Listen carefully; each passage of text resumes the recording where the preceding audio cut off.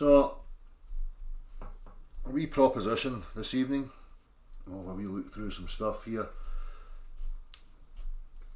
What I'm proposing is a wee look at scientific method, what pseudoscience is, and how we can then take some of the claims that are being made and see what stacks up. So the plan is to, go through a procedure of a scientific method in regards to water. That'll be my first port of call. I am actively calling for any globe proponent to contribute to this in any way they like. I have been putting comments in some of their videos to no avail. They don't seem to want to, thank you very much, let's see. They don't seem to want to entertain proper testing. Anyhow, we'll get onto that in a wee minute. So, Newton, no pool. A couple of people have put this up, like Dan Pratt and obviously Andrews put this one up here. So I'm just going to play this for you quick. Everybody knows, have you been watching me, I've been highlighting, came to the realisation myself that motion requires one thing pressing upon another thing. That's what we understand in reality. Now that was met by obviously a barrage of bewildered cult lunatics who are always seeking to deny reality and look for some biased confirmation to affirm their presupposed beliefs in a globular earth and the workings of it. So obviously when I brought that stuff up, it was attacked en masse. But lo and behold, as I say, I think for myself. I always analyse my experience and ask myself some questions, and I think if you do that, you will end up at a similar path to other people who are thinking about their existence and what reality actually is. So lo and behold, we always hear these cult lunatics when there's pseudoscience and proponents of pseudoscience. They always try and invert things and stand on the authority that they represent science. Now, also that I've continually laid out here in this channel, when we say the word science, we have to have an understanding of what we actually mean, because science is an umbrella word for loads of things. There's subdivisions of science, and they're broken down as the natural, formal and social. So the natural sciences deal with real world substances, objects, forms, yada yada, measurement, systems of measurement, okay, testing, repeatable testing, falsifiability, all these types of things. Then we have the formal sciences like, language stuff, mathematics, logic, blah blah blah. Then obviously the social sciences, I don't need to go any further, I'm sure you understand what that is. So, when they say that they are, that science is on their side, first, again, going back to first principles, you have to have an agreement and an understanding of what they actually mean. Now, for the globe, what they actually mean is in the realms of formal sciences, because it's all language based. I'm asking these people to partake in something, like the scientific method. What are you observing in the natural world? What is your claim about that? And where is your tests to show it? So in this case, as I say, it's going to be about water. But anyhow, I don't want to digress into that. Back to the Newton aspect. So again, when they say, science is on their side, science. No, it's not. What you start to see is that a lot of this has been hijacked. A model has been pushed forward, for various reasons that I'm not going to get into right now, and it has been supported by sophistry, twisting and inverting stuff, misrepresenting, all the traits of bullshit, lies, pseudoscience. So we all know that the globular earth tries to invoke that it's, we exist within a vacuum, a place of no thing, which means we have planetoids with nothing between us, void, nothingness. Okay? Then they want to start asserting that there's certain mechanics to this and how planetoids and stuff interact with each other and affect each other. spooky action at a distance and all this rubbish. Right? Now, lo and behold, the man himself, Newton, understood these things and stated it as such. So I'll play this wee video and then I'll have a wee read of some of the quotation that's there on Wikipedia. Newton said that if an object falls, it's because there's a mysterious force called gravity pulling it down. But you know, Isaac Newton himself was not satisfied by that. Objects move because they're pushed. Objects move because they're pushed, not pulled. So what is pushing this? This. Newton didn't know. So Newton simply threw his hands up and said, I don't know. As a real skeptic, a real investigator should do. So I'm going to invent something I don't know. So I'm going to invent something. So I'm going to invent something called gravitational pull. I'm just denying this nonsense of attraction and pull. Shut up, you arseface.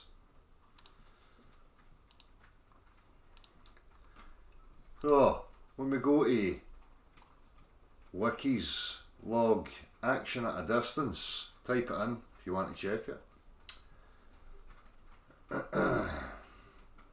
Newton's classical theory of gravity offered no prospect of identifying any mediator of gravitational interaction. His theory assumed that gravitation acts instantaneously regardless of distance. Kepler's observations gave strong evidence that in planetary motion angular momentum is conserved. The mathematical proof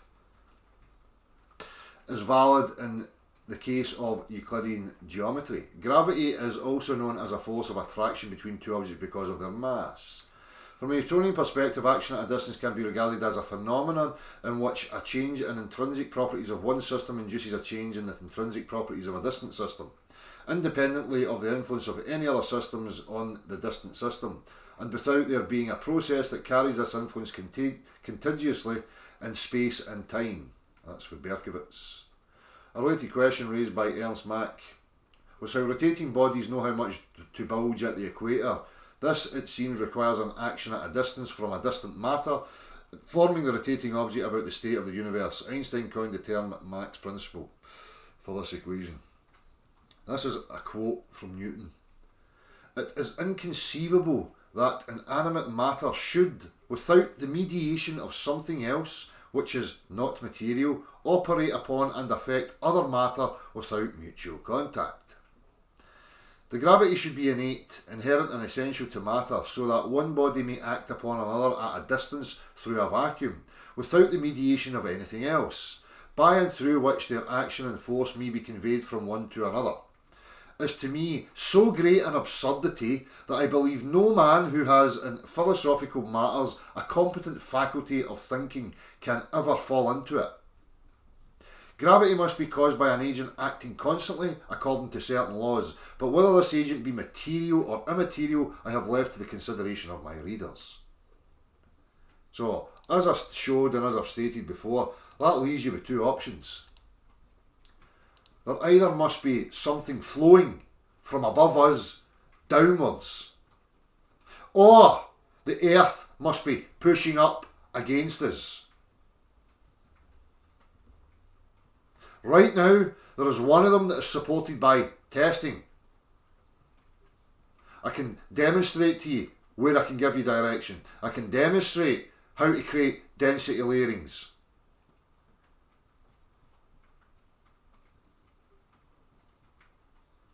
Without the motion of either something flowing downwards, pressing us onto the earth resisting us, thereby giving our mass its weight, or it's the earth moving upwards uniformly, giving us our consistent weight and direction. So, morons, your great quoting of Newton and all this, these people knew it. But what's obviously happened is that the narrative, the model that was invested in had to be pushed. So, they came up with nonsense, gibberish, because they knew they had to have something. Mystical, metaphysical hogwash.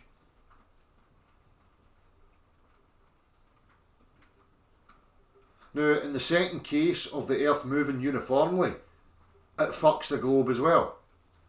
Because you can't have a sphere moving uniformly and have people and stuff stuck to the underside of it, or for that matter, anything off the apex, the top of the fucking sphere.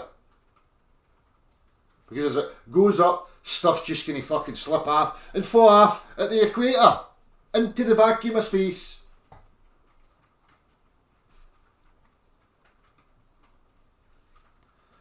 So, they've had to come up with all sorts of gibberish. Action at a distance. Absolute preposterous. Go to your cupboard and try and make the cup come out without touching it. Or attaching something else onto it to create a pressure to move it.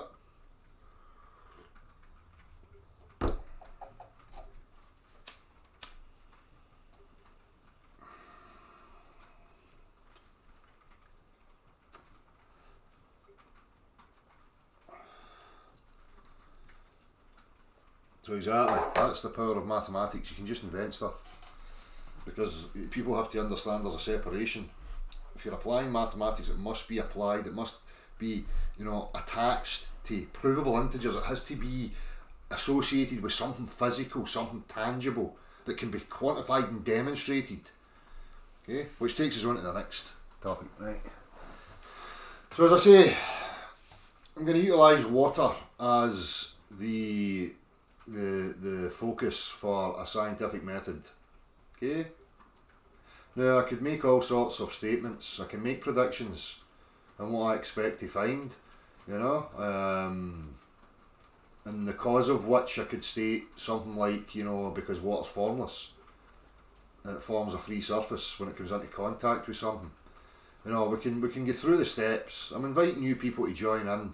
So again, for any globers, because I continually ask them, for me, the first step's going to be, okay, I can see I'm looking at a hill, water seems to be running down the gradient.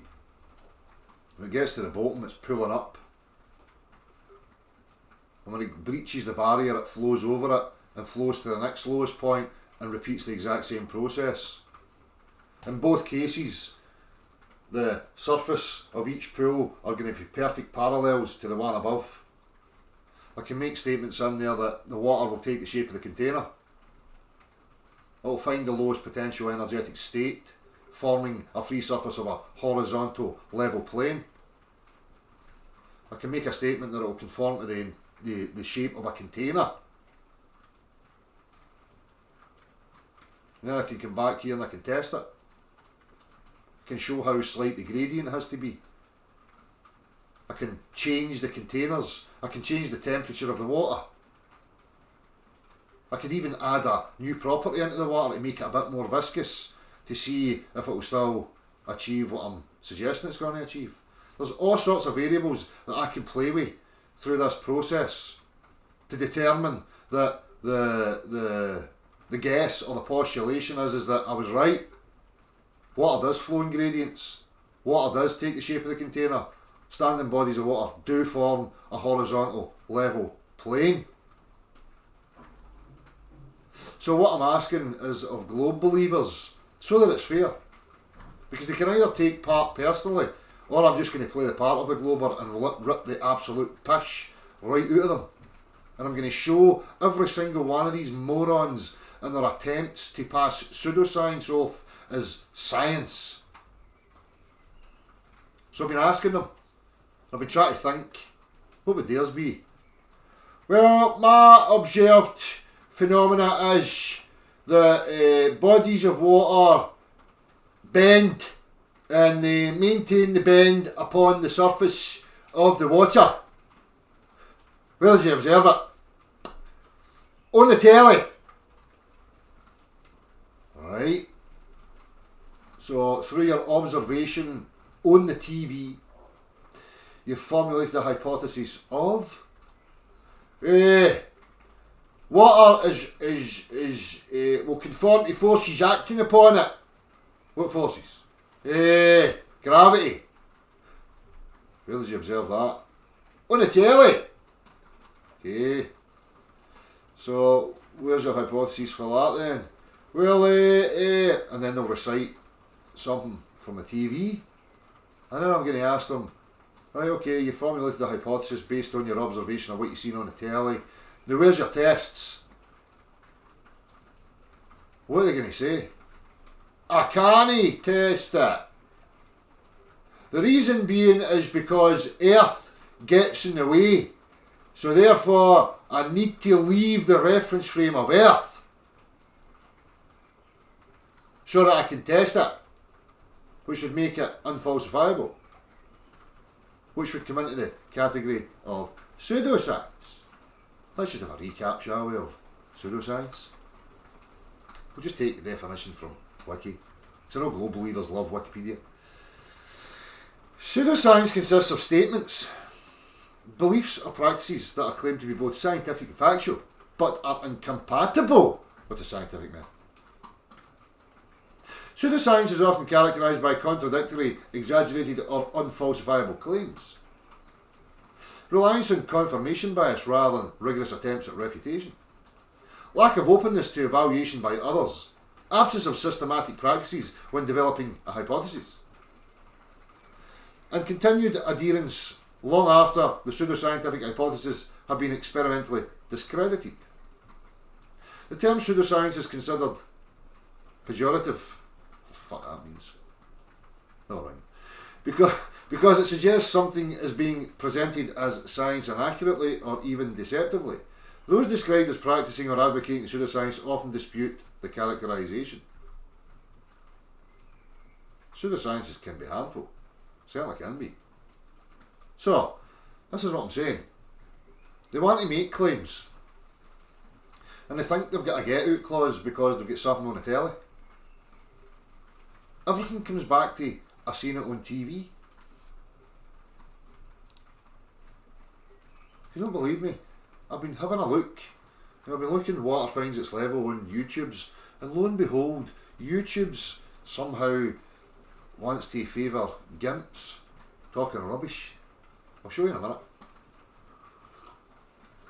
So while I'm making a smoke, before I show you, as I say, the intention here is to be inclusive. I would love to hear from globe proponents and how they would partake in the same study that I'm about to partake in, and what their refutations are, because so far their refutations is just hand-wave dismissal and appeals to absolute bollocks. So in this, I'm not even going to show you their names or anything, 'cause I'm not going to give them the satisfaction of being promoted.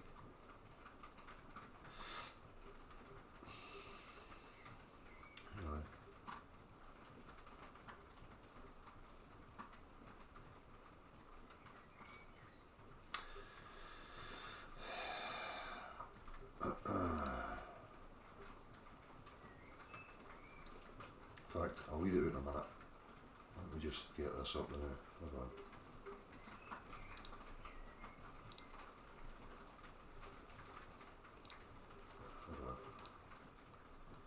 So anyway, as I was saying, the invitation's there.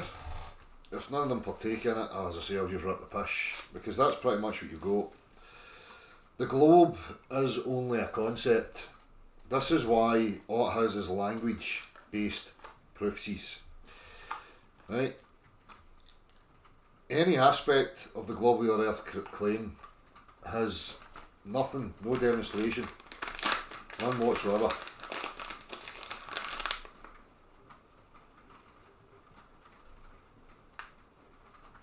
See, when we're in the realms of physics and we're testing, we have to be testing some physical stuff. So when I test the water, it's to show the physical behaviour of that substance. You know, like it doesn't support shear stress. You know, if I identify one point on it and I lower any of the other points on that, it's going to flow in that direction. So this is, again, when it comes back to, you know, how they try and redefine things is, you know, what level means. Level means a curve and all this rubbish. When we know in reality, when we're talking level, we're talking straight line. Okay? Which means at any given point, it's at the same elevation. You know, and I've showed you before, when you draw a curve and you have a starting point, anywhere you move on that's a decrease in elevation from that point. Right? Can't draw a straight line. There's no straight lines on a curve. No matter how much mental gymnastics they want to go into. So the question is there, globe believer. My stance is, I've observed the phenomena in the natural world, I've assessed it, I've made predictions, I'm going to test it, I'm going to support it by other means. I'm going to show things like guttering, drainage systems, you know, how we apply these understandings. These are all going to add to the point. So if you claim that you're serious about science, and I'm talking physics, I'm talking the natural sciences, and you're going to apply the scientific method, I would love for you to lay out each stage. And we're talking about water right now. This is going to be the first point, so that we can make it clear who partakes in pseudoscience and who partakes in actual physical science.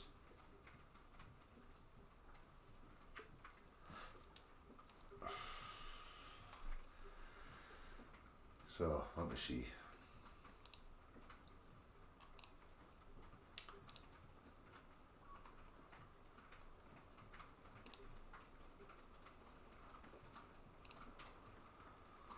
So this person was called Aline. Aline. So I was trying to ask him, and he was just avoiding this, and so I've put to him, the science that you think proves a globe is the science of language. Reason being is that it's not a 3D object. None of its claims can be demonstrated. So I made a funny quote for him. Globe hypothesis. My observed phenomena is bodies of water conform to the exterior of shapes. Water level is actually a curve. I observed this on my TV. I cannot move to the next phase of testing because I need to remove myself from the Earth reference frame. It's still scientific because I have an image. That was me, paraphrasing, a globe believer. So his response was, you clearly lack of basic education for someone of your age, that's a shame. So he's just straight into attacking, you know, at an emotional level, because this is all they've got. They're wee emotional dweebs trying to support pseudoscience, a mad cult that they believe in. Right? There are plenty of real videos you can find that show curved water on lakes and oceans. So again, you see what happens here. We jump to the visible world through vision. Right? So his claim is he sees something, but there's no test. There's no hypothesis, there's nothing followed up by that. But when we're only looking at something just through vision, that's in the geometry of vision. But the substance is part of the Euclidean three-dimensional plane here that we exist on. Right? So where's the tests for an Alain or any other globe believer? This is just nonsense. Willful ignorance is embarrassing, says the guy that wants me to believe stuff on the telly and calls it science. This is his scientific method, by the way. I've asked him, and this is the response I'm getting. Since you're so smart, can you explain this simple fact? When it's so just into nonsense about the sky again, asking me about the sun and 3,000 mile high suns and all this, just putting words in your mouth, straw manning you, jumping onto fucking other rubbish without actually responding to what's being asked of him. So let's see. Let's see if we've got any other ones here. So I asked this guy, this speak truth, you know, spray shite out your mouth, whatever. So I says to him, I'm just in the middle of a video. I need a globe believer to give me their hypothesis. Mine is an observation of water in the natural world. I will be doing the test to see if my predictions are correct. Can you give me yours on water? For example, would you say your observed natural phenomena was bodies of water bending on an image on the screen? How would you test the water based on that sort of prediction? Would you say you can test it to make it curve? Would you say you can't test it to make it curve because you need a planet-sized rock, and therefore you would need to leave this reference frame? Question mark. Now that guy never got back to me. But another disciple of Globetardia came running. Jim Smithen Chiapas, whatever the fuck. So he's quoting me here. For example, would you say your observed natural phenomena was bodies of water bending on an image on the screen? His response was, you've been told before that that's a dishonest straw man image. Am I missing something? Has it not been put to us that the Earth's a globe because we men have been to the vacuum of space, which is another whole, we'll go through the scientific method with that, but we men in space, and they're showing you this round circle, sometimes a ball that rotates, and all the water's all curving around the outside of it. I mean, I don't think that's a straw man.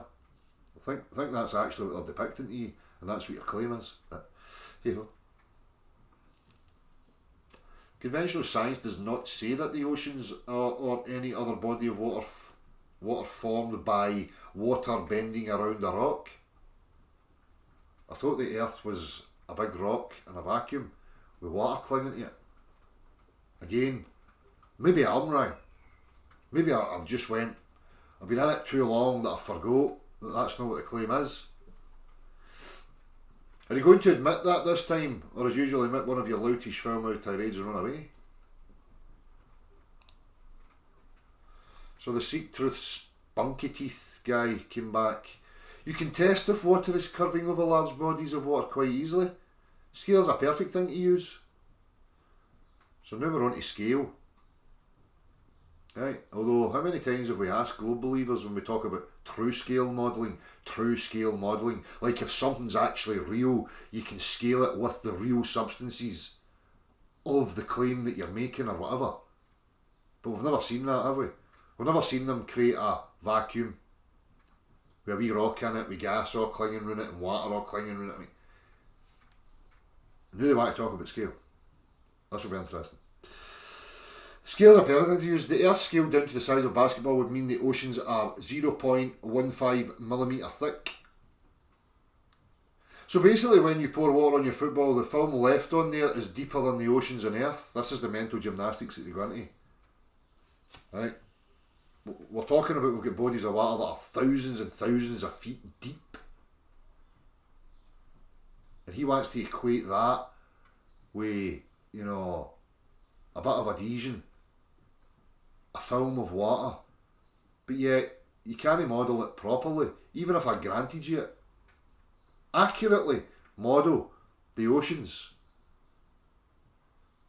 Suppose you've got to just dip it in a swimming pool and say, there you go.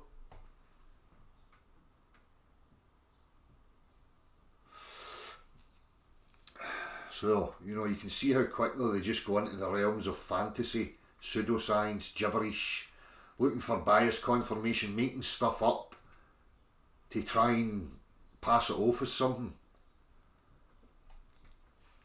People imagine this huge mass of water clinging to a ball, but in reality it is barely a film across the surface. I think we should take spunky teeth, fucking shite teeth, and all these globe proponents that are on YouTubes, take them away out into the middle of the Atlantic and throw them in. And then quote them.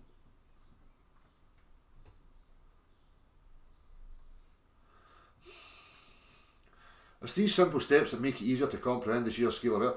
So again, remember I'm asking him here. I'm making a video. I'm looking for your observed phenomena, your hypotheses and your tests, conclusions. Can you offer me that? So that I can make it fair. So I can say, oh, look, this person says this and I say that. I mean, what's the matter with you?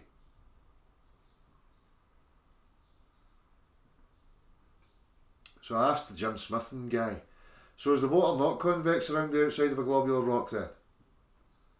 If it is, can you share with me your testing of water to show that it is capable of that? Thanks.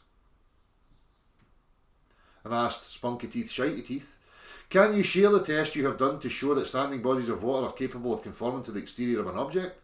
I want to be as fair as possible. If there is no testing of this hypothesis, I will have to highlight it as pseudoscience. Then I've given the definition of pseudoscience.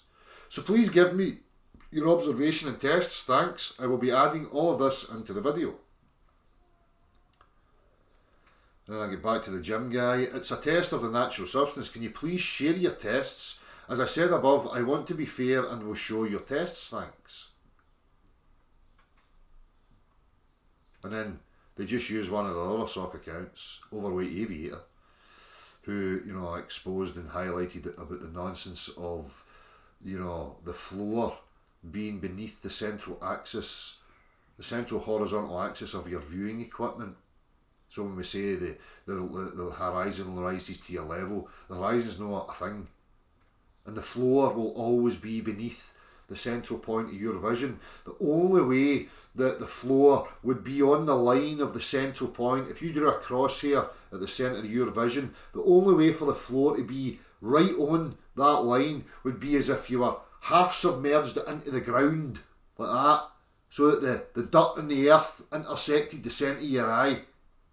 Right? That's the only way you'll get the ground to be on the central horizontal axis of your viewing device. Because when you're above it, the floor will always be beneath. So, but this clown still goes on about it. Pigeon shite in a chessboard, thinks he's won something, doesn't he understand his own stupidity. What can you do? That's Overweight Aviator, absolute cretonious bum sniffer. So I put that point right to him. Are you still expecting the ground to be on the central horizontal axis of your viewing device, although you are always above the ground? The only way for the ground to be intersecting blah blah, I've just told you that. And he's come back with waffle. So, you know, these ones just jump in to try and deflect from the initial question, which is, I'm going to make a video, scientific method, water. Can you give me your version?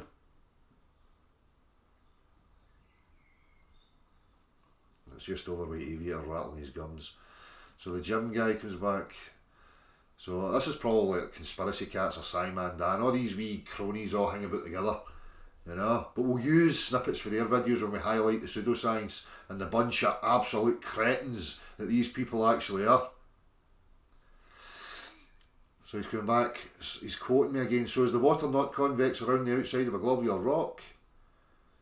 You persist in misrepresenting, knowingly, what conventional science asserts about the shape of the ocean's surface. Yes, science asserts that the surface is convex. What's all the jumping about? What's all the gibberish about? As if I'm lying and I'm misquoting.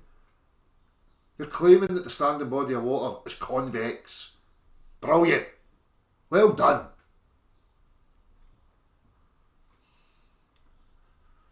But not that that shape came to be through bending of water. I mean, this is what I'm saying. It's like they just come into a cul-de-sac and they know there's no way out and they just keep running at the wall because they're broke inside. Their ability to reason is just completely gone because they're now just operating on emotional bias. And the emotion of I want it to be true is the thing that's just running. And there's not got any capacity to reason anymore because the emotions have just overtaken. So he's just tiny selling nuts. I mean, this is the extent of these fuckwits. So if the ocean's no bending, I mean, convexity curve means it's bent.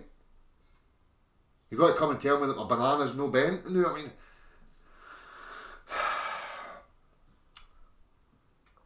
So he's quoting me again. It's a test of the natural substance. He's still not just giving me his fucking his observation, his hypothesis, and his tests. He's just not giving me them because he's not got any.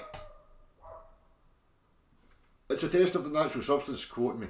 You're continuing to evade the fact that the test you performed does not support your claim. You can't conclude that a surface is truly flat unless your methodology is capable of detecting the amount of curvature that you're trying to disprove. So this is what I'm saying. This is how sneaky they are. They try and flip the burden of proof. Switch it and invert it onto you. That I'm now trying to disprove curvature. No. If you want to assert there's curvature, it's up to you to prove that.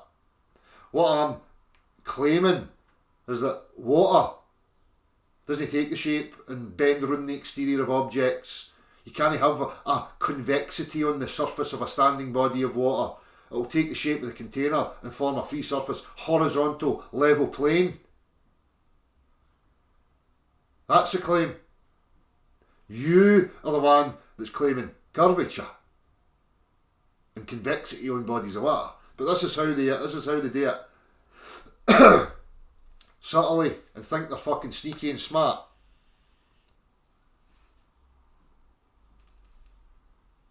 I've already linked an explanation of that. Do I explanations? I want to see your observation, what you were stating about it, your tests of the actual physical thing. Because I could explain anything. I could just make an explanation up for any old fucking thing. And apparently under your reason, your logic, your science, that's got to be acceptable.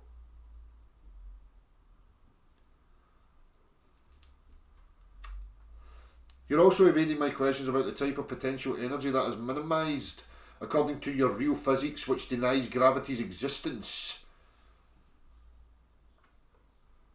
Gravity. You need to come and give me another definition of that. Now remember, I've just highlighted it.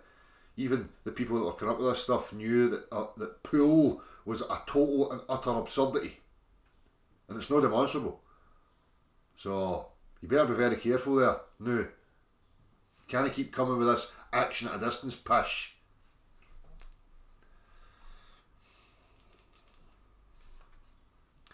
By a flat surface of water, where have you stated in writing the principles of your real physics on which you base that claim?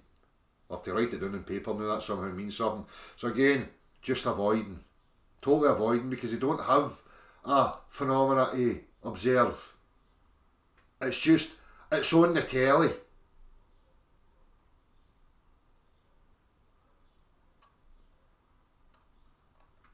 Waffle. Continually asking him.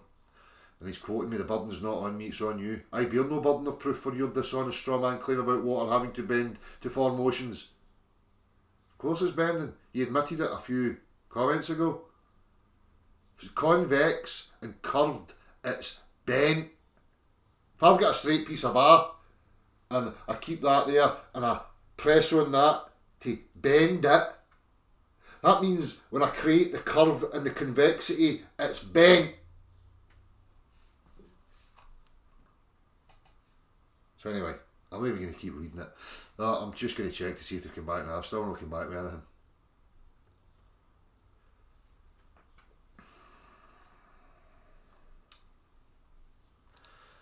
So it's very sad.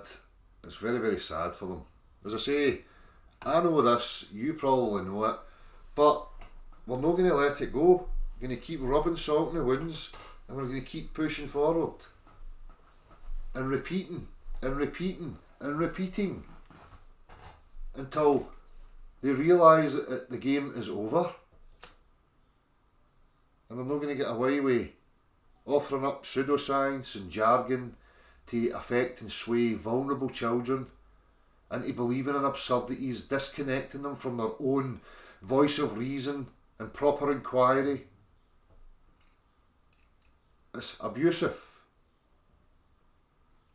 And that's the dangers of pseudoscience. And that's what these people are pushing continually. Pseudoscience. Just at that base level, you think they would snap out it. You're observing something on the telly. You're making claims about what you observe on the telly, and you've got no real tests for it.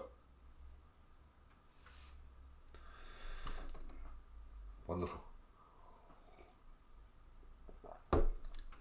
So that's going to be happening soon. So again, if there's any globe believers here right now, it'd be great to hear from you what you've got to add into it. Or you can email me with your tests following the scientific method so that we can have a look at both, just to make it fair. As I say, if I don't get any, I'm just going to play the part of the globe believer.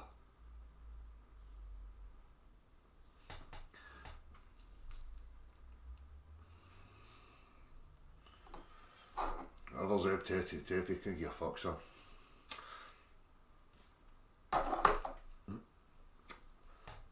Here we go. Schemo, strike Matthew, how you doing? It is abusive if there is no end. Unusual education is useful, but must have an end. But the end of the globular earth being pushed is to psychologically disconnect you and physically constrain you, because it has you believing in a falsity that you're somewhere that you think is finite, no way off, nowhere to go. So that has its use, aye. It's useful to stifle people and control people, keep them in a pen.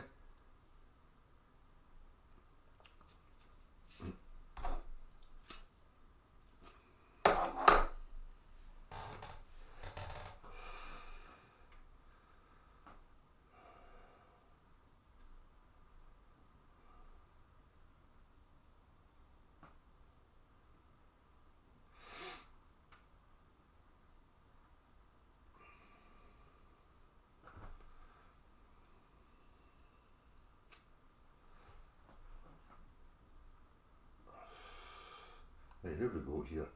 Neil Williams, Chris Bones O'Neill, 9 o'clock hero, Sam the Man, Jacob Rees-Mogg, Boris Chops, Sprint Short Vids, DP in a tree.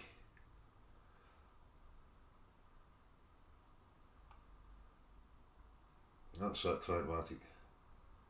Jerris Rosen Sick, Walter Williams, JRC, Leroy Foster, Ree Thomas, Neil Williams, Jacob Rees, I've said that, no? Tony Dixon, how you doing? Boom Me, John Walter, Tom Gat Ali, Holy Man. How's it going?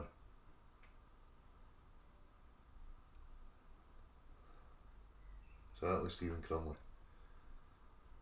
So anyhow, my attention's on the chat. I'm sure there's some Globe proponents hovering about. So if he's getting into offer on my proposition, do you not think it's a good thing?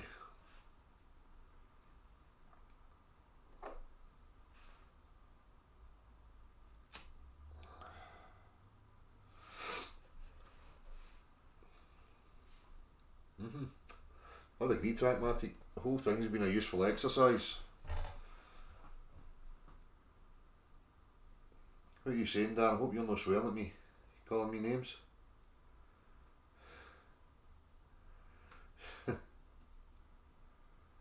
What was that sweary word you taught me? I fucking forget now. Something Salah or something. Fuck, what was that? I can't remember. Anyhow, I'll be needing your services as a cameraman if you're up for it, Dan, so that we can do this. I learn Polish, you keep saying you better teach me then.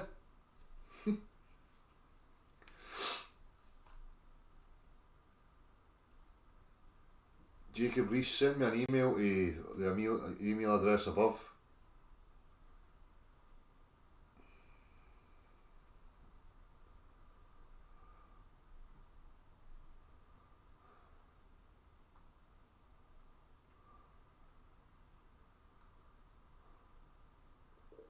Aye, AB. You know, think about it. Wherever you look, there's always a point. That's the only point you can focus on. You've got a crosshair through that, right? You can't step outside yourself and look to the side of that crosshair. Anywhere you move, the crosshair moves with you, right? And you're looking, you look as if you're inside your own sphere, right? So it's the same when you're looking up. You're looking any direction.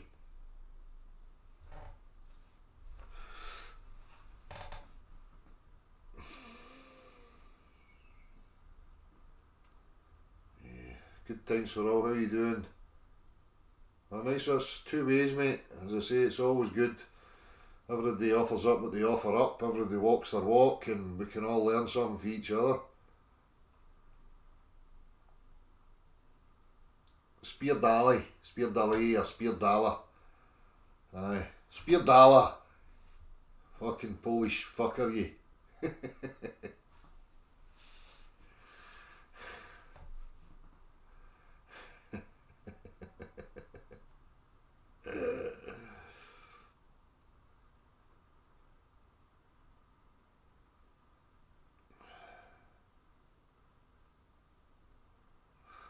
How does not know what a Jesuit construct is? What are you talking about? John Walter.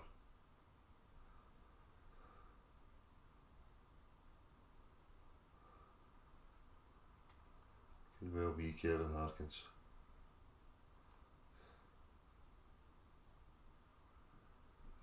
Never tried clipping the sun through the ground? What?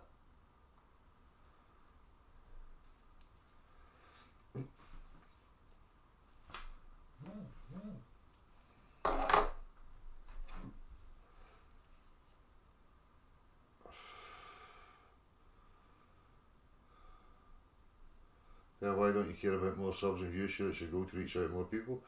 No, it's never been my goal.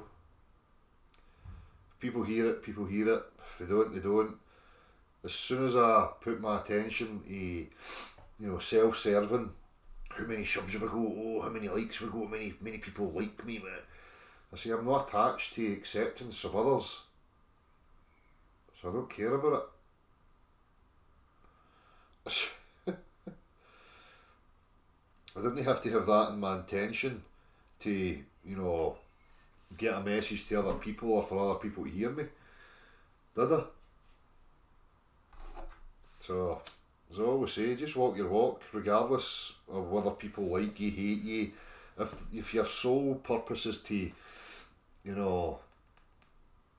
be accepted by others or whatever, if you get a messiah complex, then you're just going to burn yourself out as far as I'm concerned. But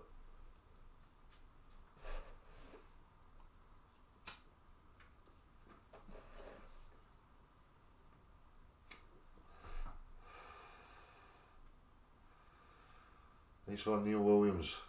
Excellent. Of course he would, Kevin Harkins.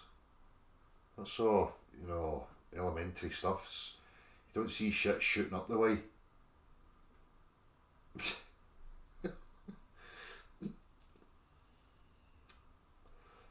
I am a fan of Celtic, I don't mean by support. I don't really care when it comes right down to it, but my indulgence is that, yes.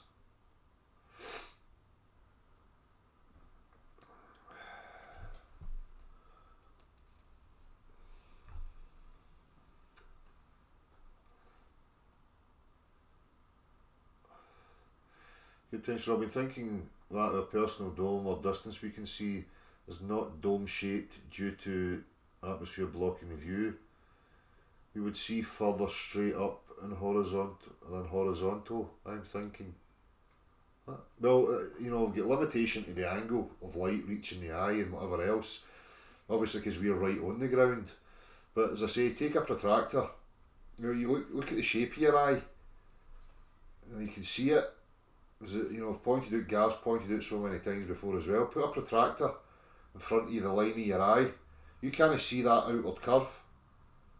As I say, you can never step outside your own vision to see the curve because it's always right in the centre of your vision. So everywhere you look. But aye, because we're close, we're not equidistant between the top and the bottom. We're right on the bottom. And there's a decrease in the angle of light getting to the eye. So and it's different, when we're looking up because we don't have anything extending from us to see these convergence points and whatever else.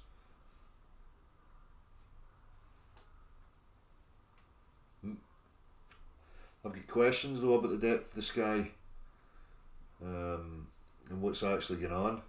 It's funny because I was looking at the sun, if you close one eye and you look at the sun and kind of squint, you can look directly at it. And you see these kind of rays coming out, right? And what you get is a kind of straight line and a kind of downwards, but even the ones above the central point kind of arc up and down, You don't see a glare like in a sphere. You don't see that. You see this horizontal and the light coming out like this.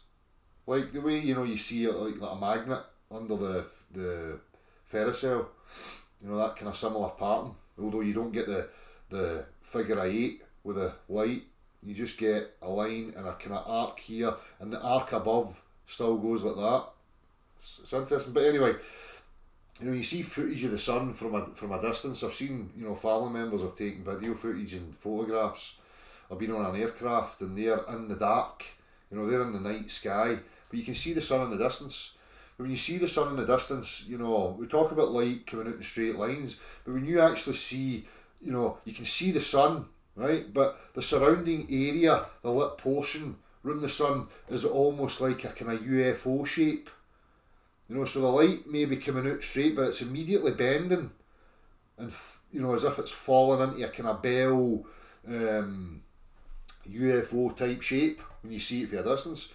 So I've got questions then about what's actually going on there and the depth that actually there is, you know, and why aircraft, you know, preferred flight is at a certain altitude, you know, because as I say, you know, the most condensed part of the air, the densest part of the air, they're obviously aquaplaning on, you know, and they understand that kind of depth that they have to be at to get the optimal, you know, effect. Anyway, I don't know where I was going with that, but I've got questions, just questions about the depth of the sky and whatever else. What the fucking sun actually is and where it actually is, but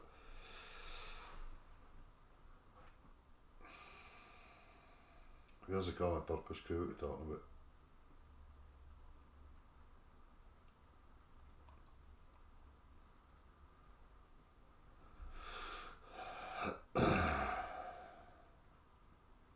Ghost planes, aquaplane. Now people don't understand that, you know, we'll get straight and level flight on a plane, but the nose is always slightly tipped up like that, for the same reasons as your boats are like that. Because if you keep it too level, then there's a risk that you're going to get, you know, an airflow that can tip the nose down and send the plane fucking head over heels.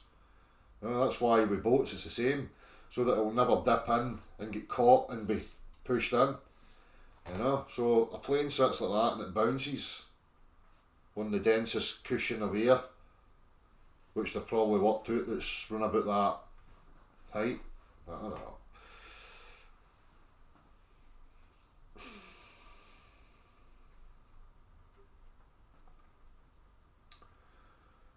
Is there any conspiracy? There's Zep Tepe trying to straw man everybody. Zep Tepe can get to fuck. Trying to straw man everybody about conspiracy theories. Understand the word conspiracy, conspire. Human beings conspire in all different fucking, you know, ways. You conspire with your missus to have a functioning household. You conspire with your partner to raise your children.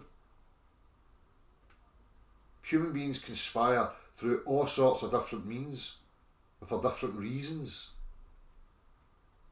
Right? So people working in groups are conspiring with each other for a particular goal. So you just think you can brand that word about because you've got a lack of understanding of what it actually is, and what you have is a faulty, misinformed perception of what it is, and you just want to label everybody that threatens you with this loaded term conspiracy theorist, so that you can attack people with it, another form of ad hominem. I'll not focus on what it is they're actually saying, I'll just throw these buzzwords and labels at them. Because it either makes you feel better about yourself and reaffirms some wee faulty delusion internally, or you're trying to sway other people into your own fucking stupid levels.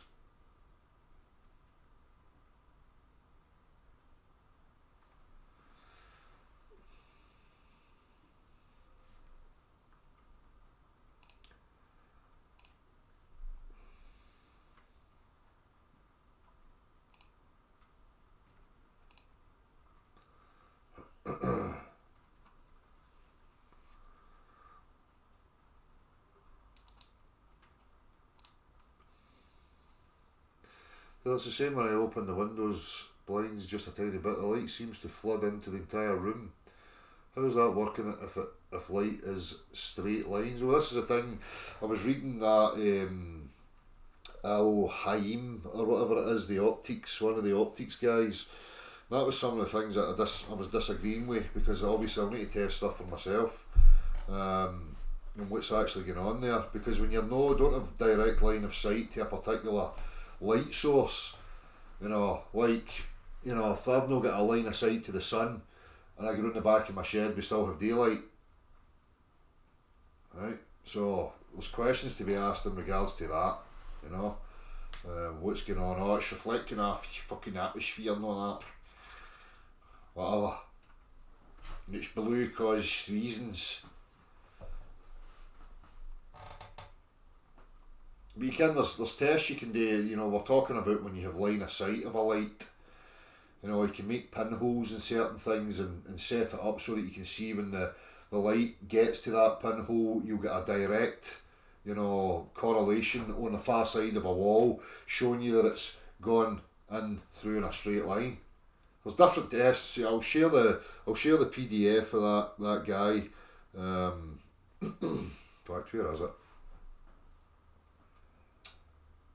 Let me open it up and I'll share it in here.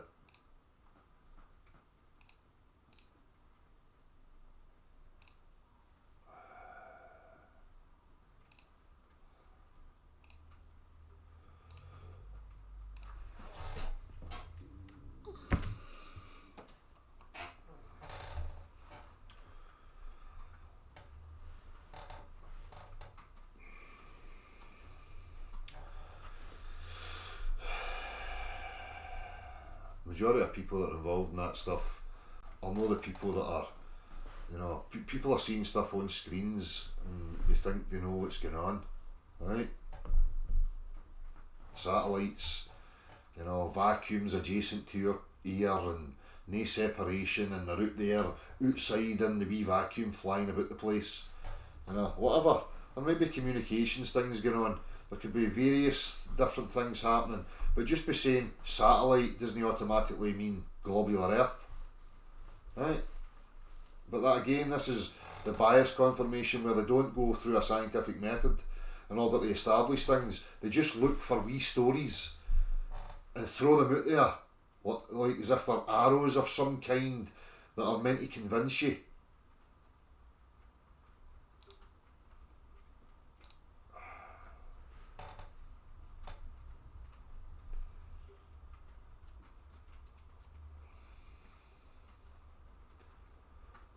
Right.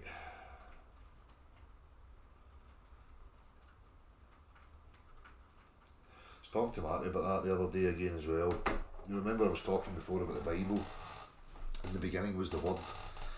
And is that symbolising that we're talking about sound, frequency of some kind, you know, and then let there be light and blah blah. So we're having a look and tying in, you know, the sonoluminescence aspect and looking at, you know, interpreting that type of thing as a descriptor of things like that, you know. So, you know, in the beginning was the word, sound, vibration of some kind, and that is, you know, what holds matter together, blah blah blah. Just as I was saying earlier about, you know, flow of some kind from top to bottom, there's a possibility of that going on. I mean, these are all just questions and postulations that are possibilities. Again, you know, I'm as curious as everybody else about some of the unanswered stuff. But, you know, the main focus obviously right now is getting people to understand that they're no standing on the outside of a sphere. You know, that's just an inversion of, you know, our vision being extrapolated on and placed you on the outside of your own little fucking visual dome, you know. And I've tried to pass it off as that you're standing on the exterior of a 3D oblate spheroid. You'll just know. Fucking absurd impossibility. Anyhow, I'm fucking meandering all over the place here. I've had a wee smoke, so.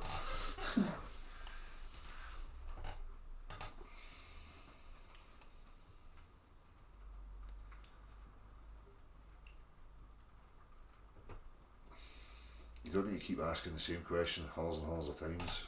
Fucking reprobate.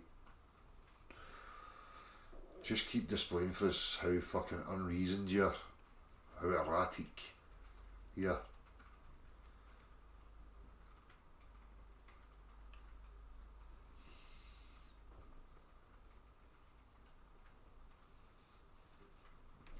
Exactly, Andrew. Focus on some practical stuff.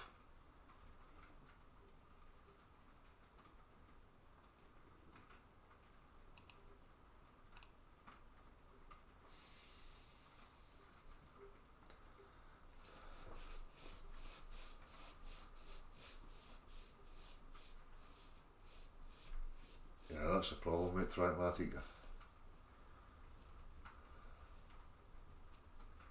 So that'll be unbelief. It's funny to watch them squirm. As I say, you're seeing them in their death throes, these globe lunatics. They've got nothing left, absolutely nothing. They're burning themselves out, and the new characters that you see are increasingly more desperate and pathetic. It's fucking laughable.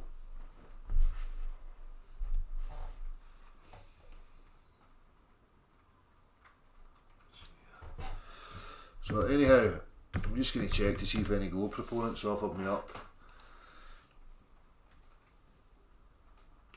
Let me see. Joe Quinn, no subject. No text in there, Joe Quinn. Matthew Rodburn, can I discuss my views on all the shite in the world, mate? I wasn't really looking for an open platform, Matthew, this evening. I'm not going to be on very long, but you can come on Saturday, Matthew. Just resend me an email. I'm more interested in people who are offering me up what I requested for the next video. Hi Dale, let's talk. Joe Quinn's got a picture of a spaceman, so we'll give it the benefit of the doubt and see if it's a globe believer who's wanting to offer us up. Let's see. I can see that some of my stalkers are online and Google Hangouts, so maybe it's one of these wee creepy cretins. We'll have a look.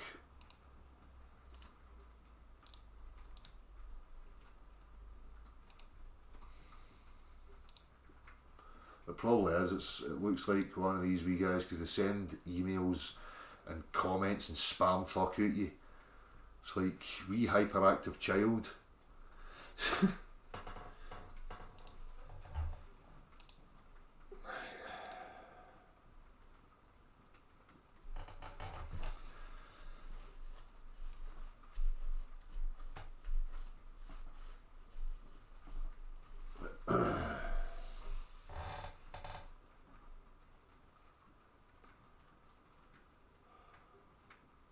Some baby badgers, aye. Bulla, indeed. Creepy weirdos.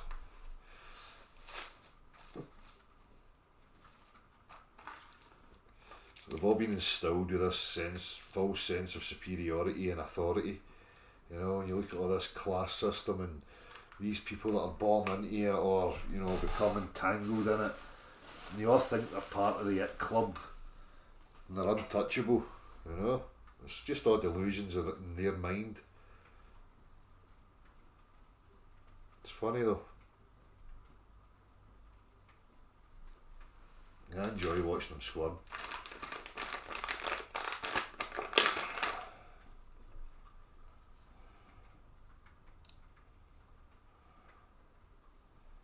Oh wait, now we've got Aline has got back to us. Let's see what Aline's saying. No, he's not.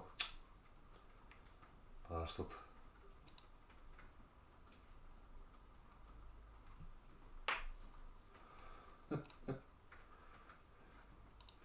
Sorry she's got helicopters, but I like rubbing it in. I like to keep them dancing.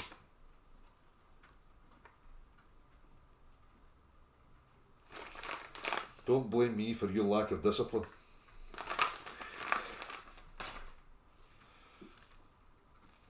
What about all fucking Dumb and Dumber, Boris Johnson and fucking Nicola Sturgeon? What a pair of fucking creepy wallopers. Hello. Hello, Del. Who's this? Brian. Hi Brian, how you doing? Not too bad. I haven't spoken to you for, God, at least a couple of years now, Del. Right. Just that guy here, I think it was last Saturday, the fella you were speaking to, the Globey, he just absolutely done my head in. Aye. Oh, you know the one who you got quite irate with? Yeah. Was it last Saturday? I mean, he must have spoke for about 45 minutes. Mm. And then when you asked him what the distance to the horizon was, he did not have a Scooby-Doo. He was like, oh, well, I just don't get it. I don't get his Dunning-Kruger logic that he'll sit and argue with you for 45 minutes and not know what he's talking about and admit it. Exactly.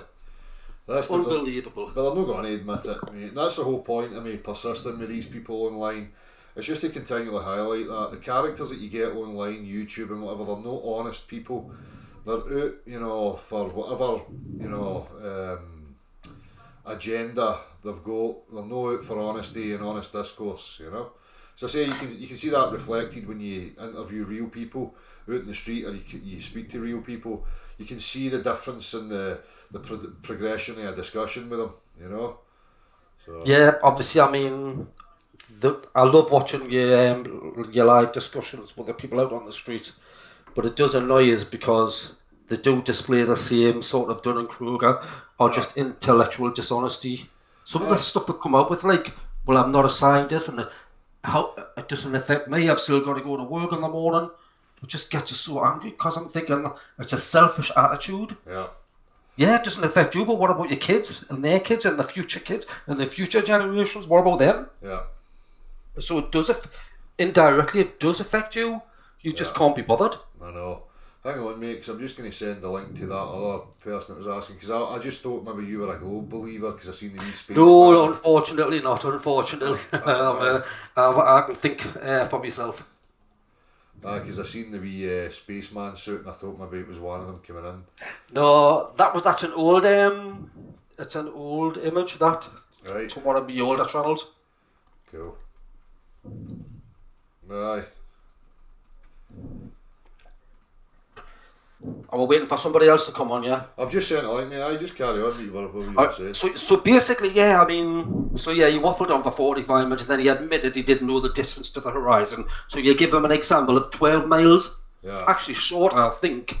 And then, we got the usual silence from him. Yeah. And I'm thinking, if you're going to come on and have this discussion, you should have done your research. Yeah. At least have some research so you can back up your argument. Otherwise, you're just going to... Because the more you went on and on, the more he just made himself look stupid. Yeah. Because he didn't know what he was talking about. No. That's the problem. It makes you wonder. I half expected him to say, oh, well, I'm not a scientist. Because that's what they usually say when you back them into the corner. Well, I don't know if it's just me, but you often wonder about people like that. Why would you put yourself in a position that you don't fully understand a topic or a subject and then put yourself up there to start, talking about it? What's your incentive? What is your agenda behind that? I always wonder, because I don't operate like that, it's difficult for me to comprehend, their psychological state. But it's quite easy to just jump to an assumption, well, they're obviously doing it for some nefarious reason, because it doesn't make any sense. For me, Dallas Dunning-Kruger, you're not going to go to a garage and argue with a mechanic when he tells you what's wrong with your car. Yeah, you might think, if he's trying to pull a fast one on his overcharges, but you won't argue with him. No, but you would have, if you were going to, pull him up, you would have some, practical understanding or knowledge to be able to, refute what he was saying to you. Of course. So there's a huge difference. So as you say, that is Dunning-Kruger. They think they know stuff, or whatever else. But still, what I'm saying is that the drive for them, do they not have an internal voice saying, "Look, you don't really know." So why would you put yourself in the position? Exactly. Yeah. I mean, I was a globe. I'm the same as you, Del. I was a globe up till I'm 55 now. Up till I was 50, I was a globe as well. Yeah. I had the T-shirt, and that sort of thing. I stopped up all night till 4 o'clock in the morning waiting for this Curiosity rover, the live stream, which stupidly I thought was actually going to be a live stream. It wasn't. And nothing happened. Aye.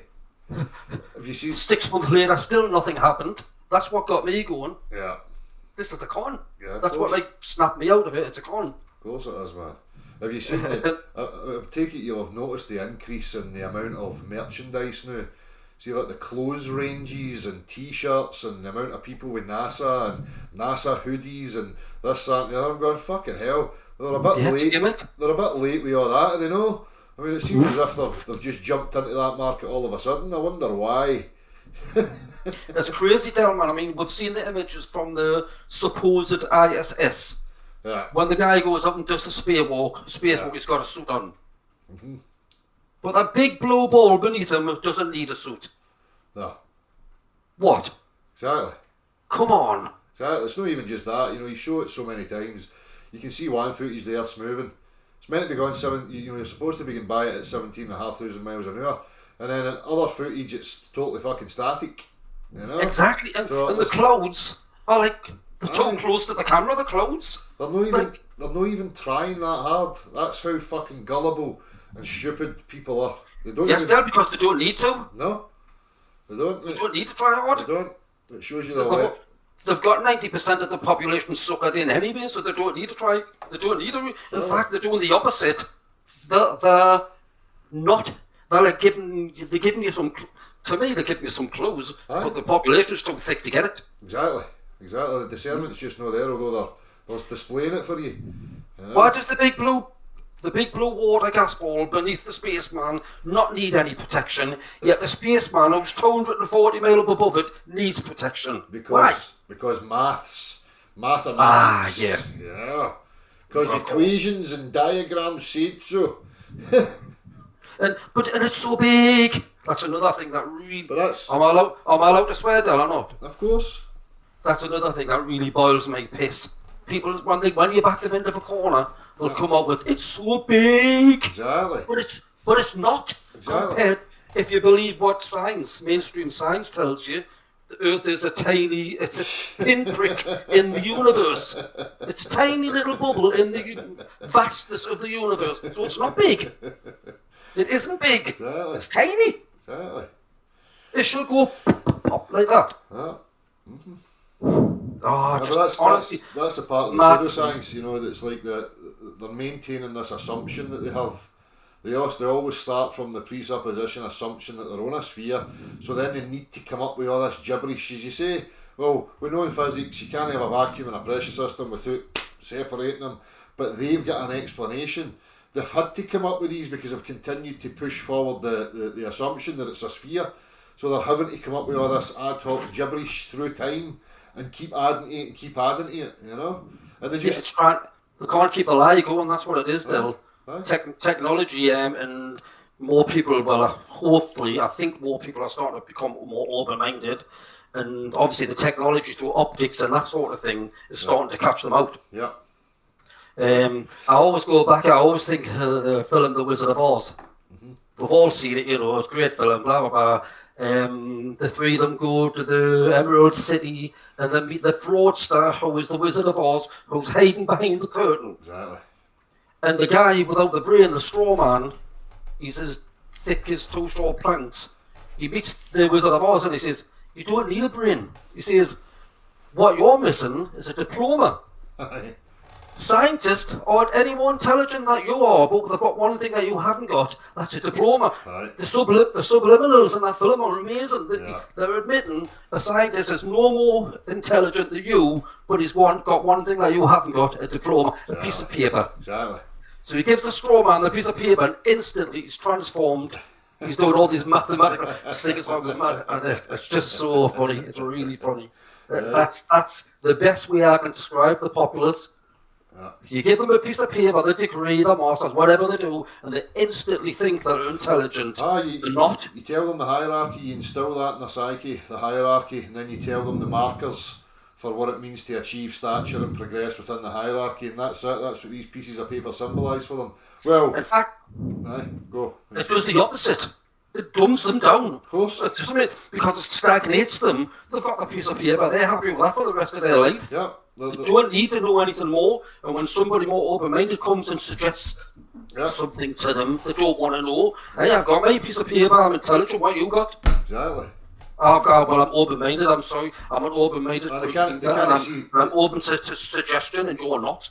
They can't see past the piece of paper, you can't reason with them, No, they're stagnated. Exactly. And that's what that diploma, that degree, whatever you do in life, whether you're a lawyer, a doctor, whatever, it keeps you there. Exactly. It keeps you stagnant. It keeps you open, and it stops you from getting open-minded and wanting to learn anything more. Exactly.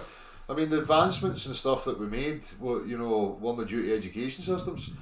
They came at a later date, but progress in tech was already advancing. I mean, we survived. We're all here. Our ancestors were here. So it's just whatever people buy into. It's fabrications of the mind, and if people place relevance and importance upon you know, pieces of paper, PhD, this, that, and the other, then that's what they're going to be ruled by. And that's exactly what happens. It's like the whole placebo effect, you know. So the individual has to buy into the structure first and foremost, and then they walk into that structure and live it out, you know. That's making somebody feel important, making them feel, you know, it's really annoying. I mean, it's a bit of a trick when you think it's an illusion. Really, it's a con. Yeah. It's a trick. It's a trick of the mind. How do we control someone? How do we make them feel important? We'll give them a diploma. Oh, aye. Then they won't ask any more questions. It's all methods of hacking. You know, you're a biological computer, and they know how to hack you, and it's done through psychological methods. And people. How do we stop this person asking any more questions? Yeah. And how do we keep them contained in the mind so you won't question our methods, and you make them feel important? Aye, you go to you tell them that they're intelligent, just like the Wizard of Oz did to the straw man. But it's the whole, this is where the MK Ultra and all this trauma-based mind control all kicks in, because you don't have to be taken to a facility and prodded with knives and forks and tortured physically. You know, trauma happens, and you know, straight away you're going to school. You know, the majority of children going to nursery school and school are in tears. It's a trauma for them. They're being separated from their fucking parents and put into a situation of isolation with strangers. You know, these strangers come with an authoritarian approach, a cold, you know, rigid structure, and it's a trauma. So they're decentering people. That's, you know, that's the first phase of it. You know, and then they start. There's nothing good. You send your child to school and they're screaming, they're hysterical, they don't want to be there. Yeah, eventually they'll get used to it and they'll conform, and they'll settle in. They become desensitised. It is traumatising, yeah. They become desensitised. That's what happens. I think I've heard you say, like, you're offering your children to these institutions and they'll leave them there for 8 hours a day. Yep. You wouldn't do that with a child. You wouldn't do it in any other form of life. No. You wouldn't leave your child with a stranger. No other sentience does that. Only us fucking morons. Yeah, I mean, obviously, my kids have grown up now, Del, I mean, but yeah, back then, I say I was a glober, so I let them go to school, but I never ever let them go on school trips. I didn't. Wasn't for financial reasons or nothing like that. I just didn't trust my kids staying overnight with teachers. Yeah. You know, like 3 teachers looking after 60 kids. Aye. Exactly. I just didn't trust them. No. So, you know, I sent them to school, obviously. Yeah. I wasn't in any sort of position to teach them. But that's part of the illusion people have, that, you know, teachers and educators are these prim and proper, you know, well-to-dos that are balanced and fucking this, that and the other. No, they're just as fucked up as everybody else. How many kids go missing on school trips? They're as fucked up as everybody else. Of course they are. How many kids go missing on school trips, get abused on school trips? Aye. And the teachers, you know, they've got the little favourites who the little clique who they'll look after, and the rest can just piss off, basically. Exactly. I mean, even when we were at school, our generations, you know, we were still getting fucking scalped. You know, teachers were coming in with whatever attitude and mood they were in that day and taking it out on people and fucking... I had that first hand, man. Aye, throwing abuse left, right and centre. Aye, yeah. Exactly. So people have got these false illusions of what these people are as well, you know, that blinds them. And they offer the children up, there you go, 8 hours a day, wallop. Fucking, what do you think's going to happen? That's a cult structure if I've ever seen one. It's just an indoctrination site, isn't it, basically? Aye, it's a cult, it's a cult, mate. That's exactly what it is. You know? Oh man, it's so annoying, Del. I really admire you, because I couldn't hack it for as long as you have. I really couldn't. I mean, I do a little bit here and there, but I'm not sort of like in your sort of league. And last week I was like, I really felt for you because that guy was so annoying. I mean, God, man. Jeez, man. He was... Whenever I have a discussion with somebody, I'll ask them 5 basic questions. Your average globie. And they can't answer none of them. No. I'll say, how big is it? Don't know. How fast is it spinning? I don't know. What's the dimensions of it, you know, from here to the supposed boat length? Oh, I don't know. And then at the end of it, you always get this classic, I'm not a scientist. Exactly. I'm not a scientist. Right, but yes, you are actually. Aye. You're a natural scientist. Just got a brain. See them. That just translates as I'm too lazy. I can't be bothered. I can't be bothered. Appeal to authority. Exactly. People who thought, well, they wouldn't lie to me. What, these sociopaths that send kids to war, children, and to fight phony wars, would lie to you. Yeah, Never their own kids, by the way, just, ours. Yeah. They wouldn't lie to you, mate. Yes, they would. Exactly. Of course they would lie to you. They always ask people that. Do human beings have the propensity to tell lies? Do they have the capability to tell? Right, so you should be suspicious of every cunt then. You know? Yeah. Your apathetic attitude is what they rely on. Exactly. Exactly. The naivety. You know? Yeah. I remember George Carlin. I don't know if you're familiar with George Carlin. Aye. He's dead now, the comedian. Yep. He was way beyond his time. Aye. He had it right, the big club and all that sort of thing. Yeah. Of course, right, they don't care for you. These Exactly. people don't care for you. They'll give you the illusion that they care for you, but they don't. I mean, if you go and start looking, it's it's not just George Carlin. There's people all through time that have spoke about this stuff can see it and know and understand exactly what it is. It's just a matter of how many people are going to get it and eventually fucking be wise to it. But The clues. I mean, the clues, if you want to call them clues, the information's there. Yeah. It's just whether you can be bothered to get off your lazy arse and look it up and look into it. exactly, man. And Exactly. it's logic. You've got a mind, and your mind is a bit like a muscle, Del. Yeah. If you don't use your brain, it'll get lazy, lethargic, and it won't bother. It won't work. That's full function. But they have to quash the natural inquirer, and then what they have to do is dangle a carrot. It's like the cartoon with the wee fishing rod and the carrot. So they've got to dangle this carrot of illusion and delusion, and the people are just constantly chasing that. So they're not paying attention to their experience, how they're viewing the world, what's actually happening, using their discernment, analysing the input that's coming through their senses. They don't pay any attention to any of that. So they're easy to program. You can easily hack people. Yeah, dumb, basically. Exactly. At the time, I mean, it's really strange. At the time, I never thought about it until a couple of years ago. When I was doing this thing, when I was into the NASA thing, and I really believed, I believed it 100%, and I was in the zone. And then this curiosity thing and the Mars thing, and they totally woke us up. Right around about that time, I stopped watching TV. Aye. I stopped buying newspapers, everything. Not consciously, I just stopped doing it. I started actually thinking for myself instead of reading papers, watching TV and that. I mean, I still watch TV, but it's entertainment, like comedies and that sort of stuff. Exactly. I never watch news. I never watch anything to do with the media, nothing like that. No. I'll watch the odd film now and again, but Really? I'll not take any notice of anything media based or nothing like that. And It's that's- weird. The transition was weird. Yeah. And that's what that's what it does. As I say, it decenters people because people look at the news. Everything's totally irrelevant to them. It's no things that are in their experience. They're never going to be in their experience. So you always ask the question, why would you put your attention to that? Why would you consume yourself with situations and scenarios that have got fuck all to do with you and are totally irrelevant to your existence? And when I stopped watching the news, I stopped fearing as much. Right? I slept better and everything. Exactly. Watching the news, it just fills you full of shit. Yeah, exactly, man. Exactly. But it's just your average grobby. I mean, they're just so annoying. So they don't realise you're not there to argue with them. It ends up in an argument or something, but you're trying to actually help them. Exactly. If you just give them another alternative, that's all. Just think about this. Yeah. Don't put all your eggs in one basket. Just think, what if it could be this, and what if they were lying? Exactly. Give yourself a bit of an escape rope. What if they were lying? Well, we can What establish. if everything you knew was a lie? We can establish that through a method of practicality, which is what I'm trying to encourage them to partake in the new. So, but as I say, they're not interested in practicality. They're just going to keep going from the assumption and asserting an image, and that everything must fit the image. They're just delirious in their own fucking delusion. So fuck them. Fuck them. Then if I ask you to stick your hand in the fire, would you do it? Of course not.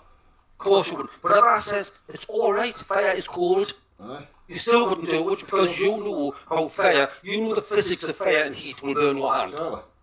Right, so why, and I think 100% of the population wouldn't stick their hand in the fire. No. But why does 100% of the population think that water bends around the exterior of a shape? Why do they think that when they know and they see every day, just like they can see fire burns, they can see water's level, but they don't believe it? Exactly. That's They don't believe it. Yeah. They've suspended their discernment and Yeah. Believing in absurdities, although reality's contradicting it constantly. Yeah, we're going about meniscus and water tension, but as you mentioned about an hour ago, we're talking about hundreds and hundreds of miles deep ocean of salt water there, not normal water, salt water, which is heavier. You can get me a scientist to get a fish tank, put the water on the outside of the fish tank with the fish swimming around it, and put some fucking boats on the outside of that fish tank. Then I'll believe them. I'll believe them then. It's practical. I won't believe a word of it. And he can have as many diplomas and as many certificates and flat hats as he wants. I will not believe it until I actually can verify it and see it for myself. Exactly, mate. Test it, feel it, touch it, and do it again and again and again with the same outcome. Then I'll believe it. Exactly, mate. Exactly. That's the whole process of proper investigation, you know, to establish what's going on. As I say, we'll hold them to it and see if they can step up to the mark. But I highly doubt it. Tell I'm not going to change the world. I know I'm not. But I'll part this world knowing one thing, that I fucking woke up to the shit. That's it. And I'll die a happy man because I know that I was on this place for hopefully another 20, 30 years and I sussed it out. That's it, mate.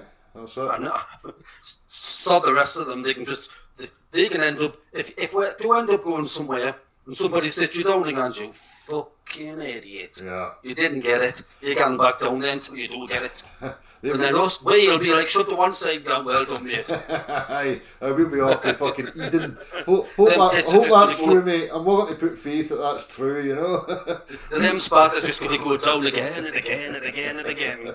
They probably lived about 100 lifetimes over and over again, and they still end up getting sent back down. Oh man. So, cheers.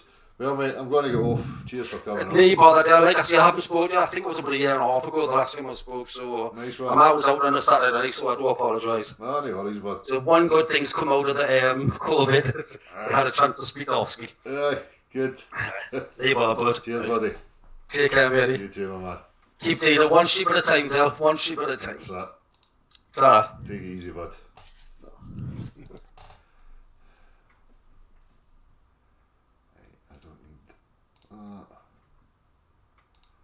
Oh, it's what finds its level. I forgot to show you all these fucking morons.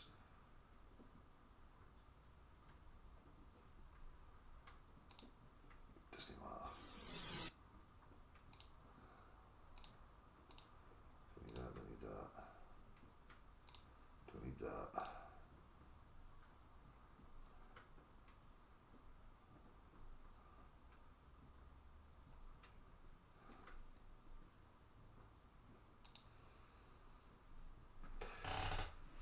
We didn't get anything in the chat, any emails for anything. So, hey ho, I suppose I'll just need to play the part of the Globe Believer. I will try my best to represent them. Anyway, people, thank you very much. See you very soon. Bye bye.